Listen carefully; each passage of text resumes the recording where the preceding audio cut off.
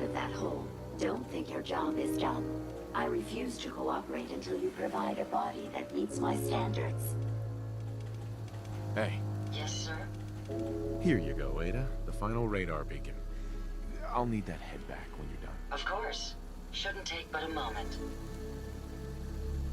There you go. Still in one piece. I'm not sure why you want the head back. All we needed was its radar beacon. Besides, robo-brains are notorious for being, well, a real pain in the neck. What else do you know about them, Ada? Quite simply, it's the first time General Atomics produced a successful union between organic matter and robotics. The brain is used both as a control unit and a data storage unit, which is far more efficient than using standard circuits. Unfortunately, there were a lot of programming issues with these robots, which caused them to be a bit, shall we say, unhinged. Hopefully, this particular robo-brain will have some of the answers that we've been seeking. A union of organic matter and robotics? Sounds an awful lot like a synth. Not at all. The robo-brain was built with a very different design philosophy in mind. General Atomics' intent was to use the human brain to augment the robot's functions, primarily to accelerate the decision-making process. Free thought and individuality was never intended. These were expressly built like soldiers, to follow orders without question. The robo-brain's unfortunate tendency towards violence and aggression should be considered more of a malfunction than a calculated decision. We still need it, Ada. I believe it can help us access the Mechanist's facility. Of course. It makes perfect sense that the Mechanist would not only keep its location a closely guarded secret, but would secure it against intrusion as well. I'm terribly sorry. I hadn't considered that possibility at all. I'm afraid when it comes to assisting humans, I'm not doing very well lately. Why would you say something like that? Isn't it obvious? Ever since I let my friends die in that caravan, I feel like I've been failing in my duties. I chose the route we took the day we were attacked. Perhaps if I had selected an alternate route, they'd still be alive. Sometimes I wish that Jackson had programmed me with my personality mode set permanently to disabled.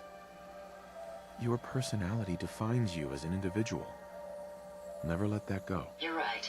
All of the good memories I've experienced being Ada would be lost if my personality mode was shut down. I can't afford to lose them. I really think I needed to hear that from someone else. Thank you. Now I've distracted you for long enough.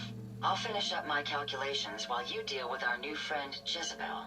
Hopefully, she'll be able to grant us access to the Mechanist's facility, and we can put an end to this nonsense once and for all.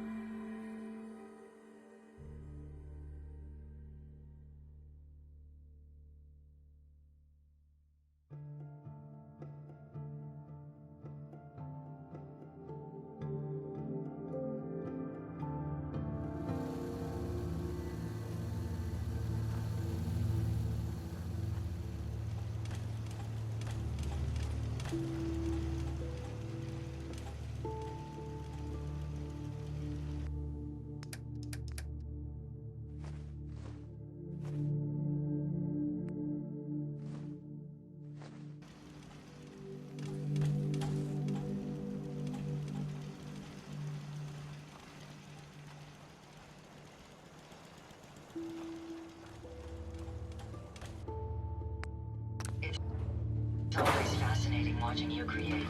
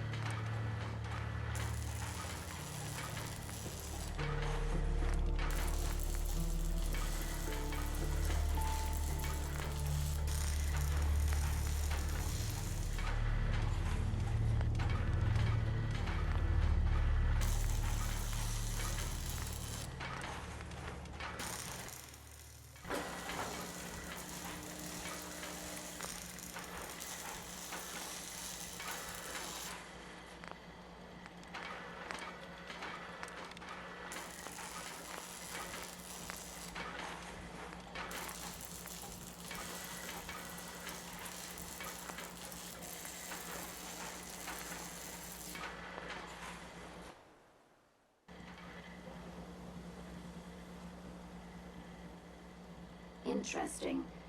This body you've selected for me isn't quite what I had envisioned, but it will have to suffice. What kind of body were you expecting? Considering I look like a junk bot that's been hastily welded together by an amateur, I'd say almost anything else would have been better. However, I suppose I shouldn't be surprised, given your limited skill set derived from your equally diminished intelligence. I risked my neck saving you, so a little more gratitude wouldn't hurt. If the phrase "thank you" will allow us to get to conclude our bargain more rapidly, then I'm more than happy to utter it aloud on your behalf. Look, it's obvious we don't care for each other's company, which suits me just fine. So, why don't you ask me everything you wanted to know, and then I'll be on my way. Tell me everything you know about the Mechanist. Now there's a fascinating subject. The Mechanist. Amazingly adept at programming. A veritable genius with electronics.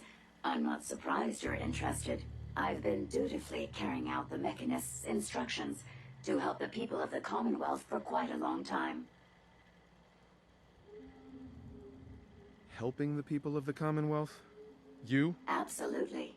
It's my primary directive. The Mechanist instructed me to seek out and help the people of the Commonwealth. By my calculations, the easiest way to help a human is simply to destroy it.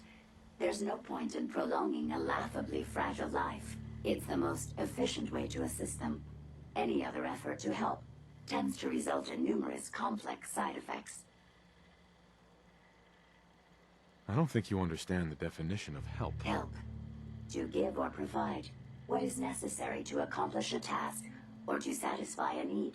I'm doing exactly as I was instructed. Assisting a human to the best of my abilities only affords a 25% survival rate. That means there's a 75% chance that despite my efforts, the human I'm assisting will die from something beyond my control. Therefore, it's better to hasten the human's death and put them out of their likely chance of misery than to deplete my limited time. It's actually quite elementary, but given your minimal intellect, I suppose I shouldn't be surprised you don't understand.